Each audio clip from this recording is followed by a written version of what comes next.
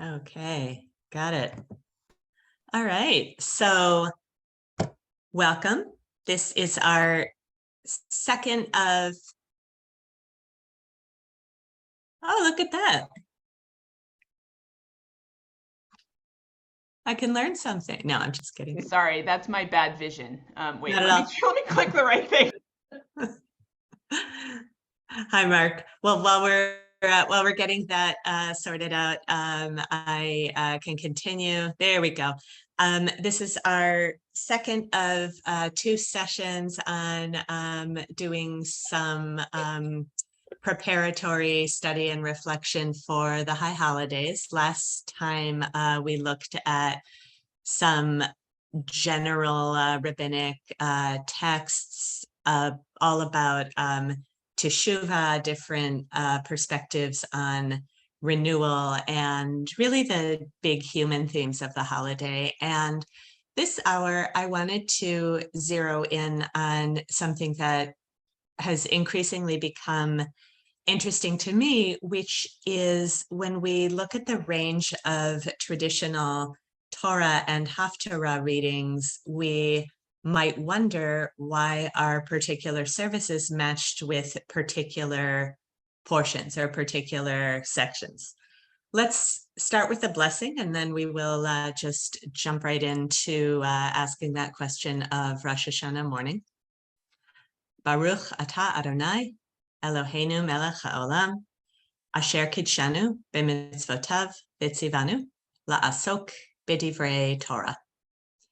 And we'll do what we did last time, which is we can be muted until or unless you have something to say, which I hope is often, and then just unmute and jump in.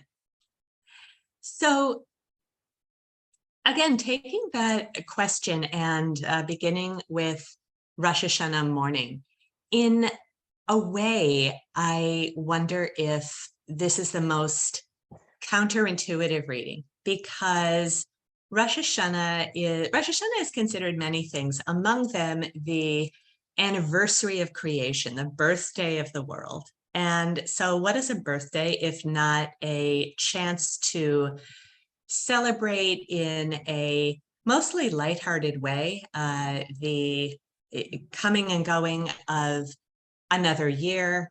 When we think about birthdays, certainly in our secular lives,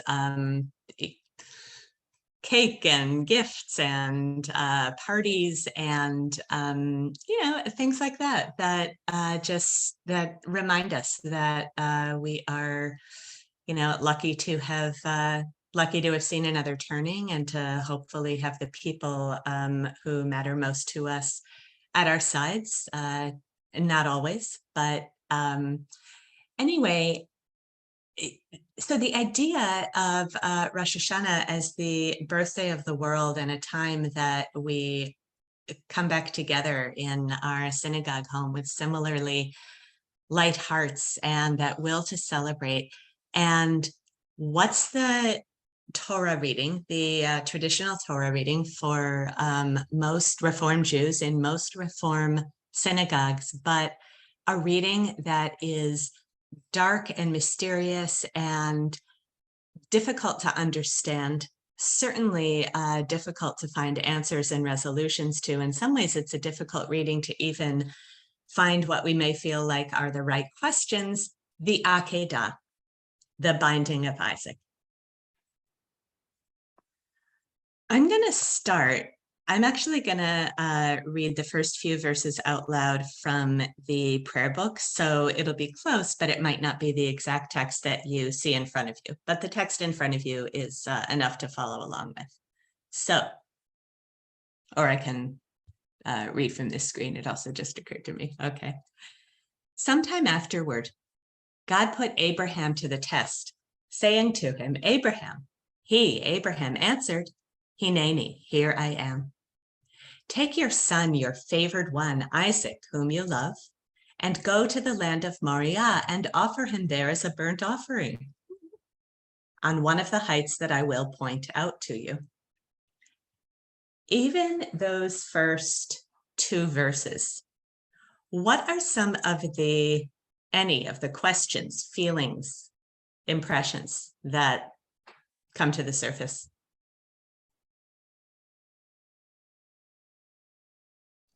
Why is God testing Abraham? Right. Why is God testing Abraham? Why are these events being construed as a test? Sometime afterward, I might wonder, sometime after what exactly? Some commentators hold that the afterward is after the events in Abraham's household that caused Hagar, Abraham and Sarah's maidservant, and her son Ishmael, who she shared with Abraham, to be cast out of their home. That was so grievous that now here comes this test of Abraham. Who do you love? Who's your priority? What's your priority? And God leaves nothing to chance, nothing to the imagination. Take your son. There's a midrash that imagines Abraham arguing back. Well, which son? I have two.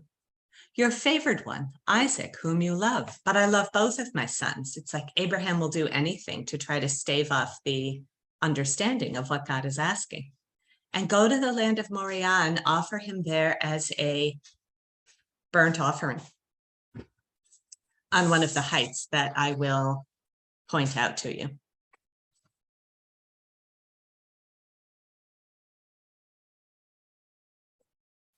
So Kit, I'm going to go ahead and say we don't know yet. We don't know why God is testing Abraham in this way, if it is indeed a test. We certainly don't know why these are the verses that we're reading on Rosh Hashanah morning. It's told very sparingly.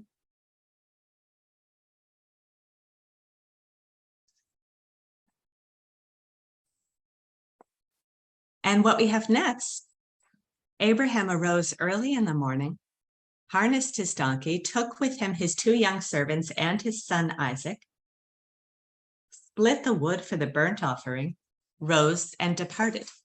So what else do we notice? What seems to be Abraham's reaction?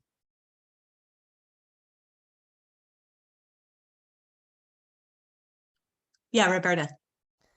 He's very compliant and he doesn't question or put up any kind of struggle.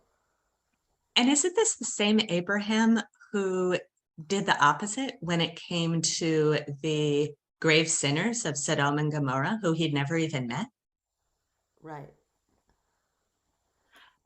So what might this be telling us about human nature? What might this be telling us about ourselves? Looking at one individual whose response in situation one was so unlike his response in situation two that we have in front of us. I'll ask again because we may have lost the beginning of the question. What is that telling us about Abraham, and what might it be telling us about ourselves? Yeah, Kit. Well, people are certainly inconsistent. I mean, I don't know if there's anything deeper than that, but That we're inconsistent, certainly. That we are complex.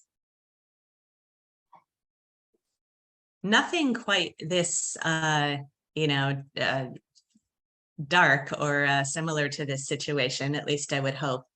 But can any of you think of a situation or a set of circumstances in your own lives where you had to face your own capacity for inconsistency?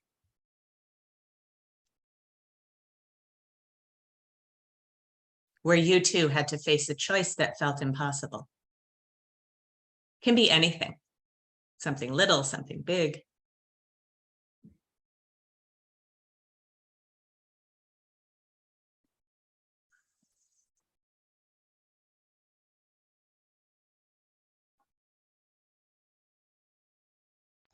I feel like children call us on that all the time. But you said you're wrong. Yesterday you said something different, right? There's no one to call us out on our inconsistencies like our progeny. So. Completely true. And to show ourselves to ourselves, not always in the most flattering light. I got a few "you're wrong, mommies" and just before breakfast.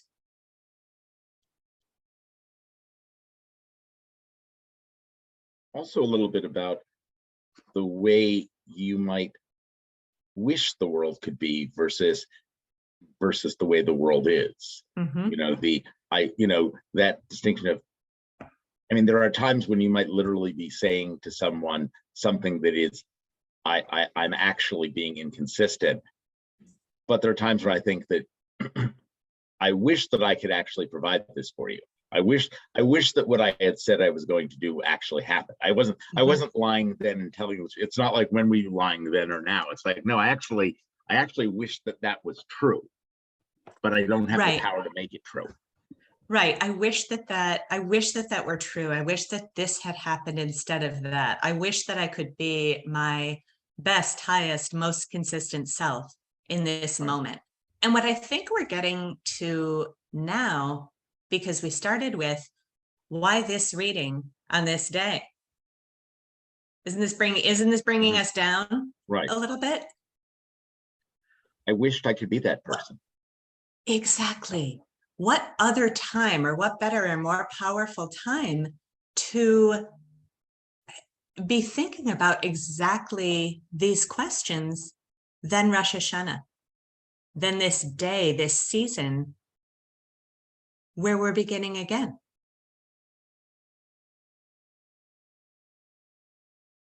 Isn't this what we're trying to do, to do better, to be better? Maimonides said that the essence of teshuvah, the essence of renewal, of all of those things, had to do with the times in life that we come upon situations that remind us of past situations in which we had a certain kind of response or made a certain decision that wasn't the one that we wish we'd made, that didn't serve us well. And this time we do something different. We learn from the past. We don't know if Abraham learned or what Abraham learned, but we do know that we can, or we're beginning to get that impression, I hope. Let me ask you one other thing this is actually back up to verse 1, where we have Abraham answered, "Here I am." The Hebrew word being hineni. And that word is repeated throughout the passage. Hineni, here I am, down to, verse 7. Abraham had just said it to God. Now Abraham says it to Isaac. Isaac said to his father, Abraham, "Father." And Abraham answered, "Yes, my son." Okay, not the translation I wish it was. Vayomer hineni v'ni. Here I am, my son. What does hineni? There we go. What does hineni mean or what do you think it means in this context, in this passage?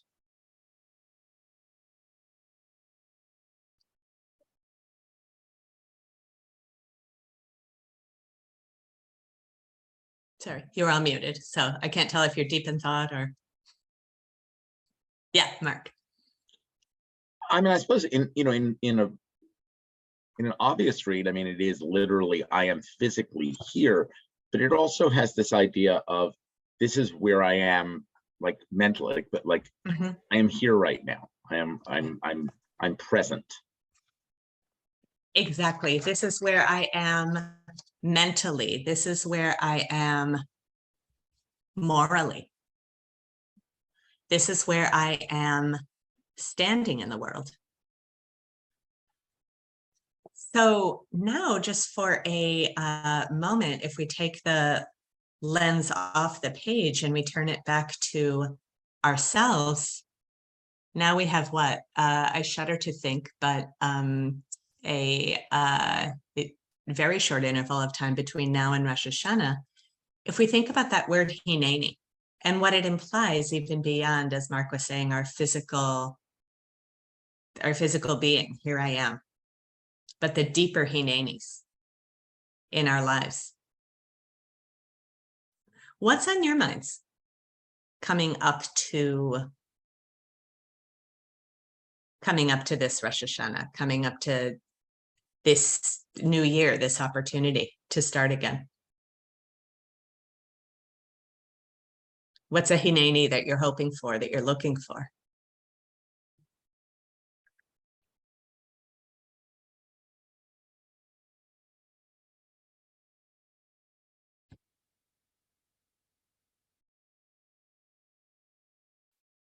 Here I am comfortable with the decisions I've made.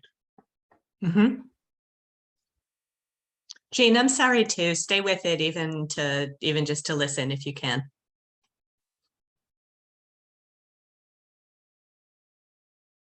Right. Am I comfortable with the decisions I've made? Here we have a collective opportunity in front of us. My husband was just saying this morning, we were talking about COVID in passing, and he said something like, well, it's hard to say it's over, because we've been shown the way out of the cave so many times only to be scared back into it. But it does feel like there's been a fundamental shift, and more things are live than were able to be at this time last year. More things are unmasked than we're able to be at this time last year, and reasonably so, safely so. What kinds of opportunities does that afford us now? How will we take advantage of them, Jewishly or otherwise? Being together in synagogue Yeah. on the day. What was the last thing you said? Being together in synagogue? On the day, actually. On the day. To be able to say hineni, meaning here to be able to collectively say hineni. Oh, In exactly. sanctuary. Yeah, exactly. I mean, that's what I'm thinking of. For a couple of years now, having had that taken away in ways we never imagined. And now we get to have it back. What are we going to do with it?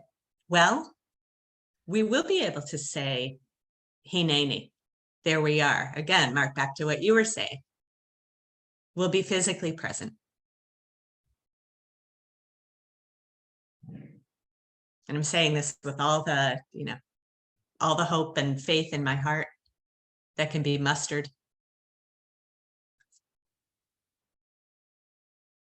What else will we do with that gift?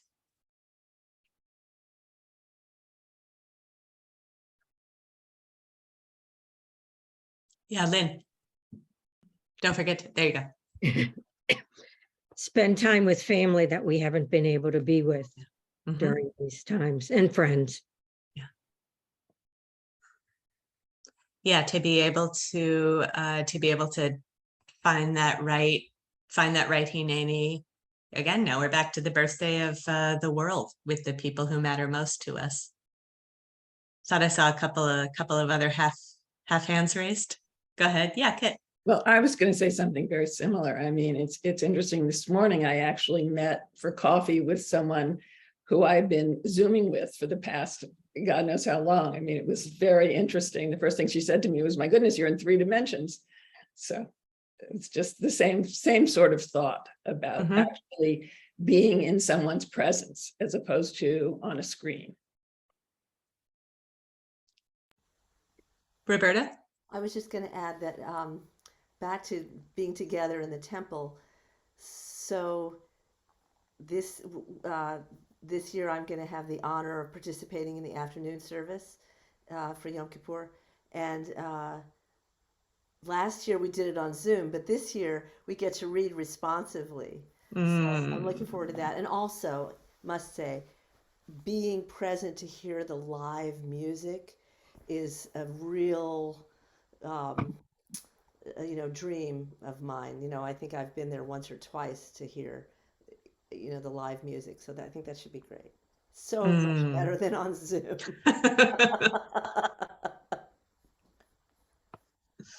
So I'll share a hope for a Hineni that I'm feeling, then one more quick anecdote, and then I do still have illusions about moving on to a couple of other this reading, this service.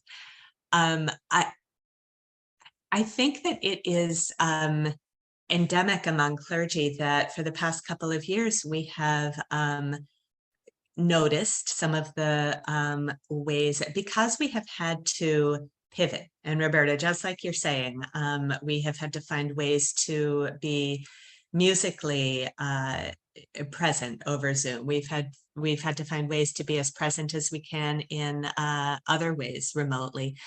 And we have found some interesting, ingenious ways. There may never be a going back to exactly as it was before, but I personally believe that there is nothing quite like being together in those 3 dimensions.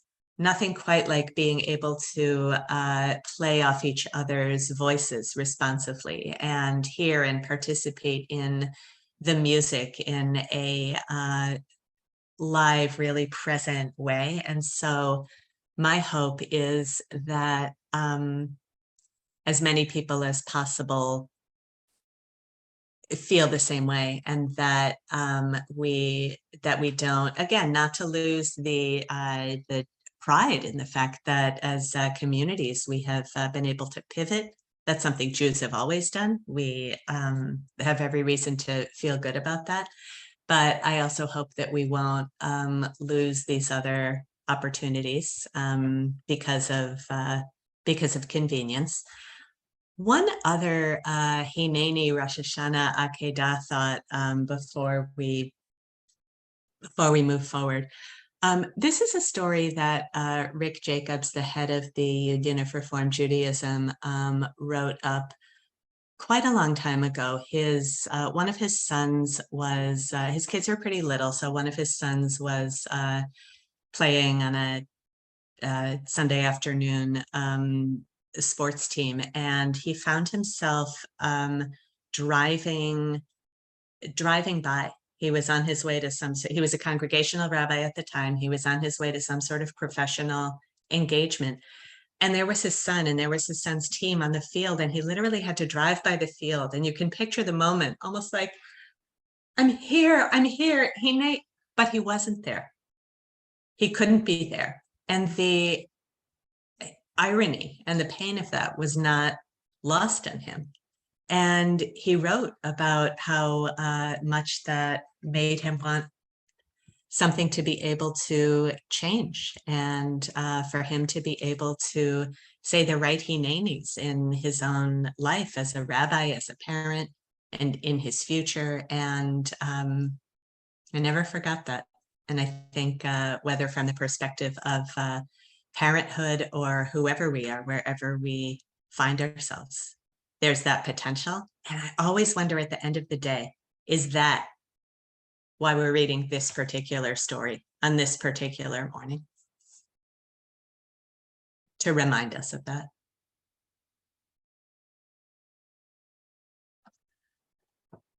Let's move forward to Yom Kippur morning,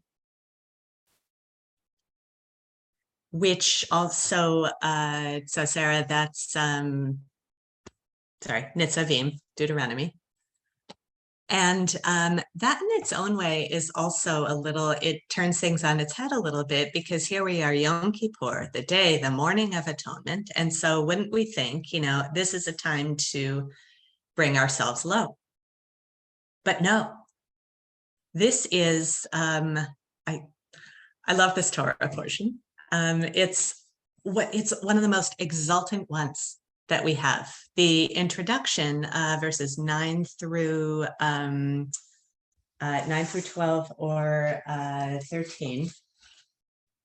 I believe. Let me just sorry, 9 through 13 is basically setting the stage for this moment at which the entire Israelite community finally, 40 years of wandering, and they're there. They're on that precipice. They have all but made it. And what this introduction is specifying, first of all, I believe anyway, is that Torah is for everyone, that these inherently democratic principles are meant to be heard, listened to, taken in, not only by the most elite or best known of the Israelites, but everyone, your children, your wives, because the text is written for a patriarchal audience, even the stranger within your camp, from wood chopper to water drawer, the young, the old, the laborers, the most anonymous, the ones on the edges, to enter into the covenant of God. So I think in part we're reading this as a reminder that Yom Kippur does not exist for us to take 24 hours out of our lives to feel terrible about ourselves and to indulge in low self-esteem and wonder, who we are to even think we could make a new beginning. Maybe it's just the opposite. That here we are listening to these words, and it gets even better. Immersing in this reading to remind ourselves that just as every Israelite present had the potential to move into this congregant, every one of us present in the sanctuary too has just enough to go on, to be able to say, this is possible, we can do it. However far we've strayed, whatever mistakes we've made in the past year, the door is still open. We may not be feeling great about ourselves, but you know what? Look at verse 12. Your forefathers, Abraham, Isaac, and Jacob, who are evoked every time we need to remind ourselves, even if we're not feeling our own greatness blooming inside right now, we come from greatness, not perfection. Let's be clear about that. But greatness, people who strove, just as we do. And moving ahead to 30:11. 30, yep, here we go. Okay, somebody else gets to read this. It's just too good. So the first person who'd like to read, who can hit their unmute. Surely this instruction, which I enjoin upon you this day, is not too baffling for you, nor is it beyond reach. It is not in the heavens that you should say, who among us can go up to the heavens and get it for us and impart it to us, that we may observe it. That's all I see. Is that all? oh, sorry, one more, if you would, 13, neither is it.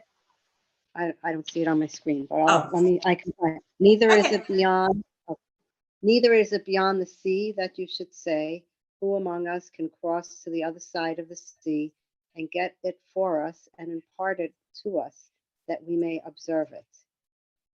No, the thing is very close to you, in your mouth and in your heart, to observe it. Okay, See? you can stop there.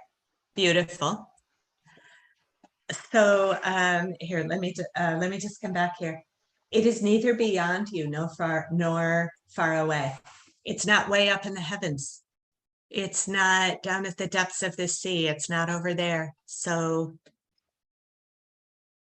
what's this telling us? about God's teaching, about this covenant, about this next phase that we're moving into? Yeah, That it's within us, that the potential is Yeah. there. exactly. That it's within us, the potential is there. And if it is within us, then what? And we can do it. Exactly. Was I was just thinking gonna about say, what are the best coaches? What are the best, and athletic or life, right? What are the best coaches? What do the best teachers say to us? do it, You can do it. or Or some variation, or you or can some do some variation. variation of it. Yeah, exactly. Even if you're not feeling it. People like to say, you got this. And yes, it can be more complicated than that. Yes, you can do it, doesn't always translate to, I've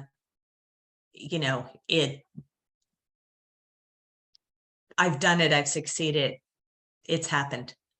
But we can be very sure that the potential to try is there within us. That is not inaccessible.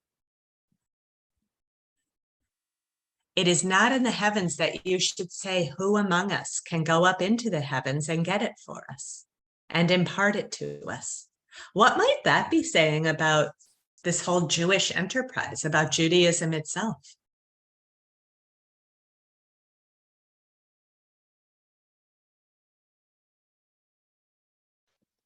Well, I always thought Judaism was what you did here on earth. You know, Mhm. your actions and behaviors here on earth, and not for the afterlife. You know, we don't behave on earth so that we have a better afterlife. We behave Right. on earth to improve the earth, to improve the world. Right. And that's very much, excuse me, that's very much where our rabbis have landed too. And that's why our teachings on those topics come to us as they do, because our actions, our strivings, all the ways in which we try to engage in tikkun olam, in which we try to be our best selves, are not, as you say, for the afterlife, or not to earn ourselves a place in heavens, or in heaven rather, or in the heavens. They're for the here and now. Mark, I saw your hand icon. Yeah, I was also thinking that, it's not really just so much you can do this, because sometimes the answer is no. Getting back to what we were saying before, the two choices, or the idea of our inconsistency. You may say, well, but here's what I want to do. Well, no, you may not be able to do it. Sometimes the answer is you can endure it. You can survive it. You can get through it. Because you may not be able to do that thing that you said to your child or to your loved one that you wanted to do, and then it turns out you failed in your ability to do that. It's because what you wanted was actually not possible, and you will endure the child, you'll endure the person saying, you screwed up. You will endure realizing that you screwed up. And hopefully what we can, or what you're saying is making me, I'm sort of making this up as I go, but hopefully we can also endure the simple truth of being wrong. You know what? I said this because I had faith that it was true and I wanted it to be true. And it turned out that this wasn't the time and I screwed up, but it's not in the heavens that I'm going to go and get someone to be accountable for that, to be responsible for that. I'm going to do it. We're going to do it. It's on us. So in that way, it's the light and the dark. Neither is up in the heavens or beyond in the sea. it is talking about entering into God's covenant. If we replace, as it were, if we were to put in Judaism or Jewish life as a stand-in for that, that really differentiates us from the faith traditions that do have intermediaries, that do have people we talk to as, people who its adherents talk to as, stand-ins for God, as it were. But Judaism has always been clear that that direct relationship, that direct connection is possible for any of us. No rabbi's about to argue herself or himself, out of existence or importance, but we're not here so that you can have that relationship, if that makes sense. Mhm. No, this thing is very close to you, in your mouth and in your heart, to observe it. And if that's not what Yom Kippur is all about, then I don't know what. Then we come to verse 15. So let's scroll down a little bit. And again, anyone who'd like to unmute and read.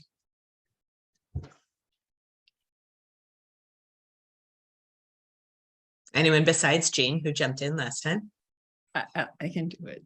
Okay. See, I set before you this day life and prosperity, death and adversity. For I command you this day to love your God, Adonai, to walk in God's ways and to keep God's commandments, God's laws, and God's rules, that you may thrive and increase, that your God, Adonai, may bless you in the land that you are about to enter and possess. Okay, let's stop there for just a moment. Again, Safaria, you've taken out my favorite way of saying it. What God is saying here, or the words that are coming to us. See, I set before you this day life and prosperity, death and adversity, good and evil, as though this is it. Everything it's not. I think it's significant that it's and, not or.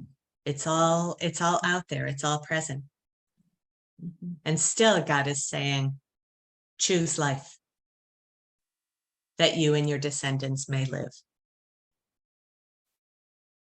I care about you. I care about your actions. This is what I want. This is what I want for you. This is what I hope. But I am not. Oh yeah, Kit. I've been thinking as you've been going along, and I'm not sure I can articulate it, but there's something sort of in a lot of what you're saying about tolerating our own imperfection, tolerating our own ambivalence, that you talked about, Abraham and Isaac and Jacob not being perfect, but being great. And this is when you're sort of saying that you said it's and not or. It's like holding all of these different things that might be contradictory in mind or in ourselves, that somehow or another that's important.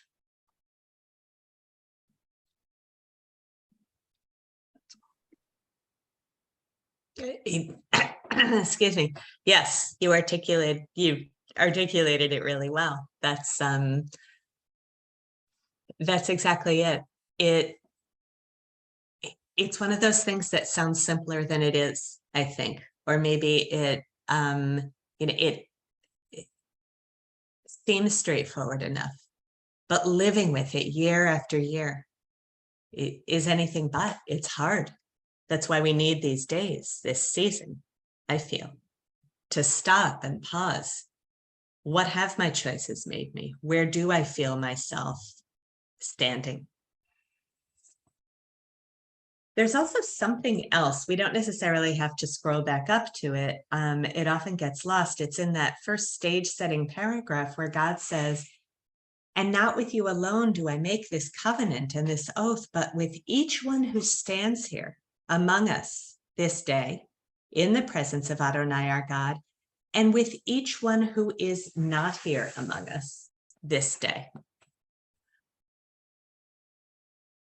what do you think that means? What do you think that's trying to communicate? The idea that these words are as true for those of us standing there as much as for those of us not standing there. Yeah, Mark. Not coming to synagogue doesn't change the obligation. Ooh, I like that. Right? Like just because you thought you had something better to do today than be Right. here, or you didn't feel like going through with all this, it doesn't make you any less obligated to figure out what your year has been. In a way, it's right. It's sort of like the the good news and the responsible news. Like, hey, you may not be here, but you count. You count as much as anyone. We need you in the fabric of this community. And by the way, P.S., as you say, you are still accountable to these words. You are still accountable to these moments. I was going to say that one of the things that's interesting to me about Yom Kippur is, especially in Reform Judaism, that there is literally no other day of the year in which you are potentially in a room having rabbis speak to you than Yom Kippur. There's clearly no other day that Reform Jews will actually be doing that. And yet it doesn't change the fact that everything you actually have to do that day is actually only for you. No rabbi can do it for you. No rabbi, like you can't actually, you can stand on the bima and you can say a lot of things and you can encourage a lot of things in the congregation, but there's nothing that you actually do. All of Yom Kippur is actually a personal mission. Right, and that I think comes back to there isn't anyone else who is going to reach up to the heavens or down to the bottom of the sea to get this for you, to do this for you. The best that rabbis can do for and with their congregations, and parents with children, and spouses and friends, is perhaps to, and in different ways, of course, depending on the relationship, to hold each other accountable and to encourage each other. These things are possible. You can do these things. You may not be able to do them all at the same time.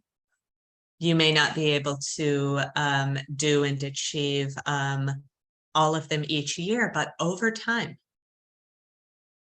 it's not me who's going to do it for you.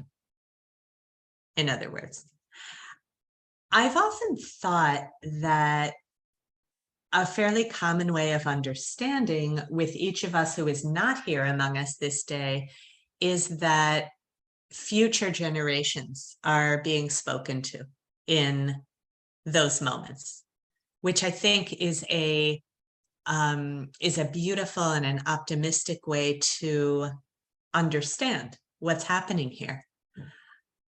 There was also the year that it hit me, and I've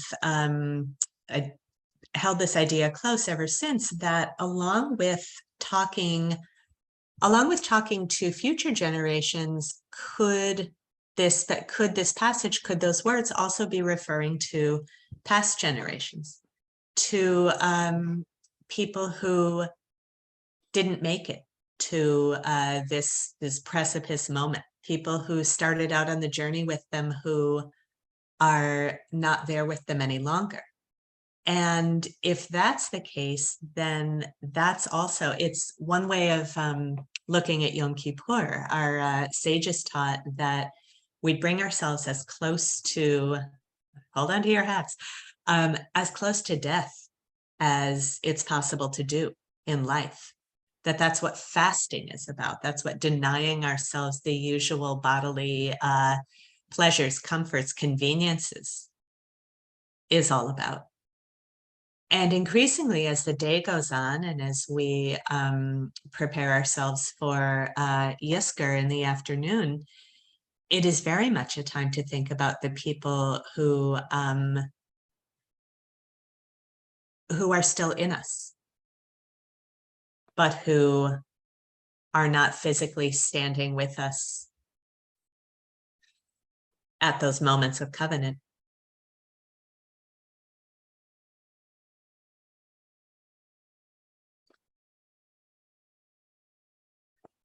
In the last 10 or 11 minutes that we have, I do want to say a few words about Jonah, but before we get there, any other thoughts, questions?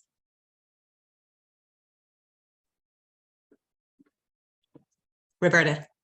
Well, I'm just thinking about the Akedah, and if you have anything to say about that with respect to the last passage, since presumably God was preparing for Isaac to be no longer present. I don't know. I just a thought stream that came together that I thought this might be the place to ask that question. Sure. I mean, it's the place to ask anything or to bring anything to the table. And, you know, back to the Akedah, I mean, one of the things I think that makes that passage so intense is how drawn out the certainty that Isaac is going to be sacrificed is.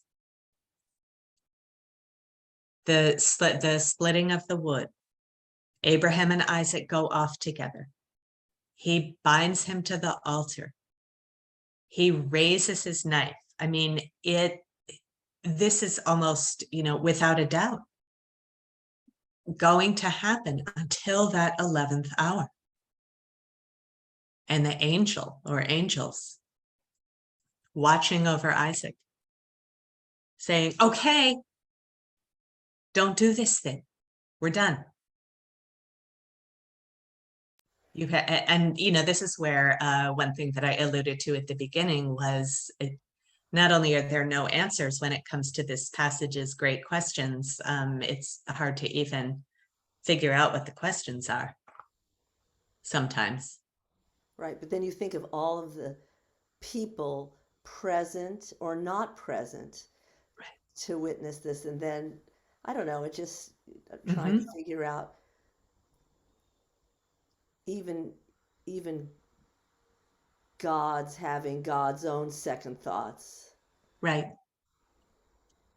And in those final moments, Abraham finding a ram instead, who's caught in the thicket, and the ram being sacrificed in Isaac's place. One way of reading this story is that it was meant to be taken as a polemic against child sacrifice.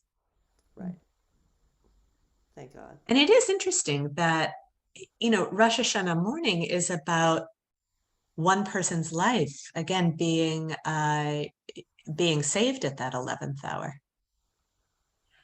And Yom Kippur morning is about something that a moment or a set of moments that are life-giving. And the Israelites haven't quite made that crossing yet, but they're about to. The certainty of it is all but, right? Who knows, maybe in the next chapter. No, but the certainty of it is all but guaranteed. Maybe that also tells us something about, you know, when we talk about the 10 days of return or repentance, count them up. There aren't actually 10 days between Rosh Hashanah and Yom Kippur. That would be lovely, practically and logistically speaking. But it's actually a 10-day season. And we're not meant to completely come out of the seriousness of the obligations that go with the season in those days between Rosh Hashanah and Yom Kippur. So in other words, like what are we supposed to be doing? What's supposed to be, and that answer is gonna, you know, look different depending on who each of us is, where each of us stands. Well, there's certainly both very dramatic stories. What's that? There's certainly both very dramatic stories that capture, you know, this is going to happen. You know, they're just compelling. Right. Anyway. Tell me a little bit about your upcoming participation on Yom Kippur afternoon? Is it in the story of Jonah? Is it in the Avodah service or the liturgy? I think I'm just reading a prayer. Oh, I think it's called We Stand as One.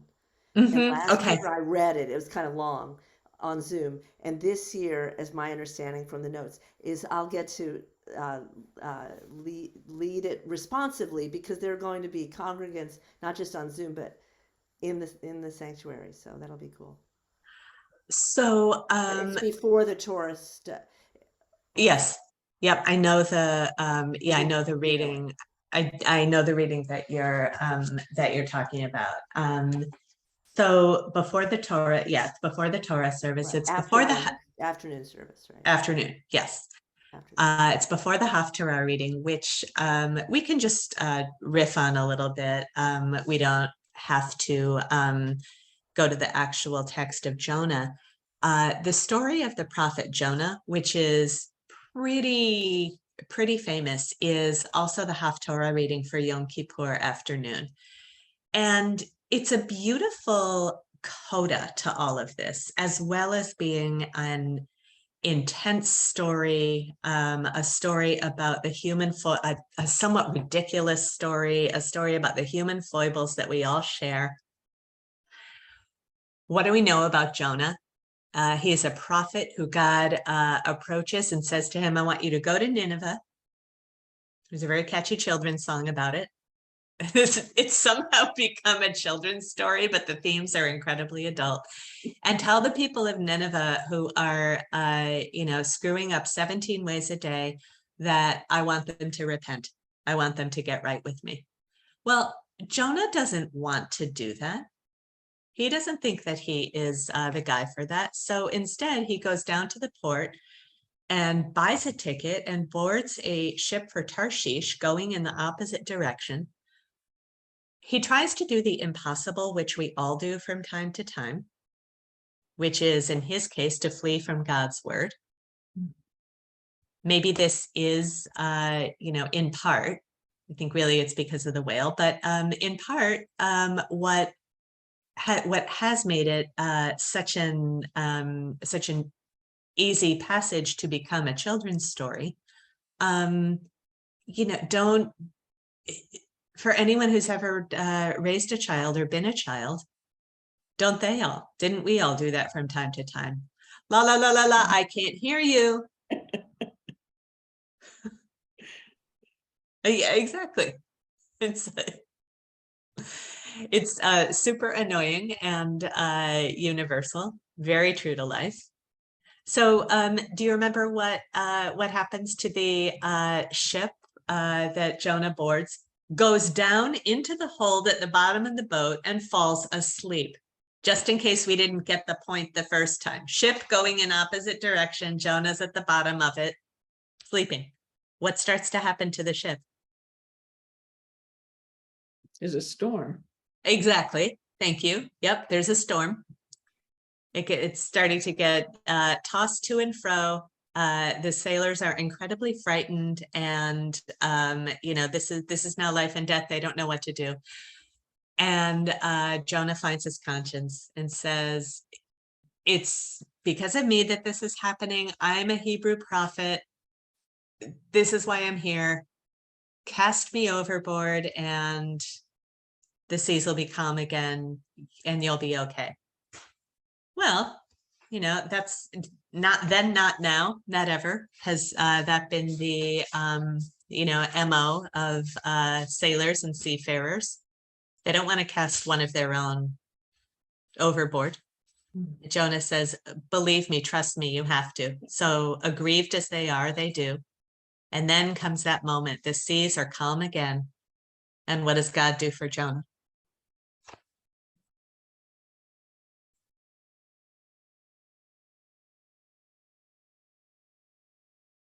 Provides a what? A fish. Oh, thank you. Exactly. Here, I'm going to read a little bit. And Adonai provided, that's right, a great fish to swallow Jonah. And Jonah was in the belly of the fish 3 days and 3 nights. Jonah prayed to Adonai, his God, from the belly of the fish. And here it is, Yom Kippur afternoon. And aren't we too, in some way, finally, just pretense is gone, down there in the belly of the beast, really doing the work no one else can do for us.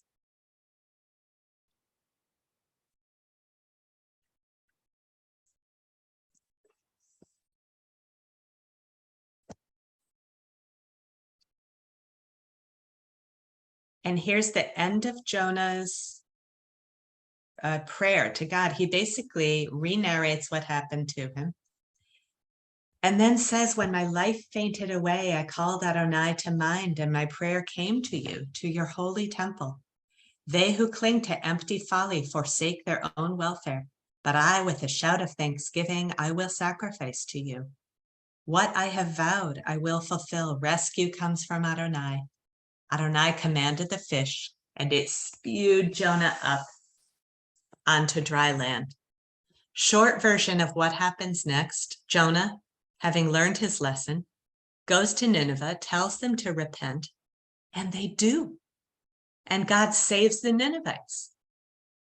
And Jonah feels like a fool.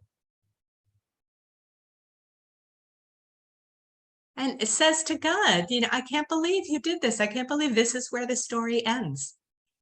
And the end of the story is somewhat inconclusive, but it has to do with Jonah learning that if he dares, that the world and all of its events, everything that life brings to us, is not black and white. And the ultimate challenge for Jonah, as it is for all of us, is to be able to stand in that place of ambiguity. And Mark, I'm glad you're raising your hand, because this comes back to something that you said at the very beginning, and to be able to tolerate it, to be able to tolerate being wrong, to be able to tolerate ambiguity. Go ahead. I was going to say, I never equated these two things, but given what we're talking about, we have two stories in which God winds up choosing not to kill a bunch of people, not to kill a child.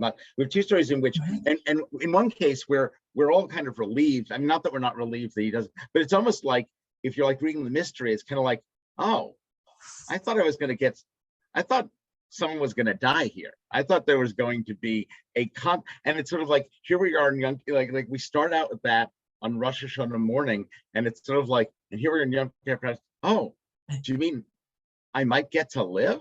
You mean I might have actually? This is not just a story of human sacrifice. And isn't that funny? Not funny, haha, but in a way, it's almost like it's like we're stringing the beads. I think it helps these readings and the services that they and the different experiences, because Rosh Hashanah morning, Yom Kippur afternoon, Yom Kippur morning, they're all different experiences, but it's like we're stringing the beads and finding these commonalities. And on the one end, the Akedah, the binding of Isaac, we are, I would argue, nothing but relieved that Isaac is, psychologically, we're not so sure, but physically, if nothing else, escapes this terrible fate. We're nothing but relieved. The inhabitants of Nineveh also escape what would have been a terrible fate. And Jonah's pissed because he thought he was going to play a certain part in a certain sacred drama. And when it went another way, he couldn't stand it. It's like, this wasn't my part. This isn't what I signed up for. This isn't who I wanted to be in all of this. And maybe that's what we have to learn to tolerate too. As life keeps handing us one situation after the next. Sometimes it's just the part we wanted to play. We hoped we'd play. We do just great. Other times couldn't have been more different. Thank you, Rebecca. It's beautiful. Thank you too. And thank you to everyone. I see we're coming to the end of our lunchtime hour, but we're grateful. We're so excited to share the Bima with you and see you in 3 dimensions in a Hineni moment as we come forward, in less than 2 weeks, as you have so Me too. accurately Again, whether for described to us. whether for the first time or first time of many, I'm just so appreciative and so thrilled that this is coming. Yeah, as are we. Well, thank you, everyone. Thank you, Rebecca.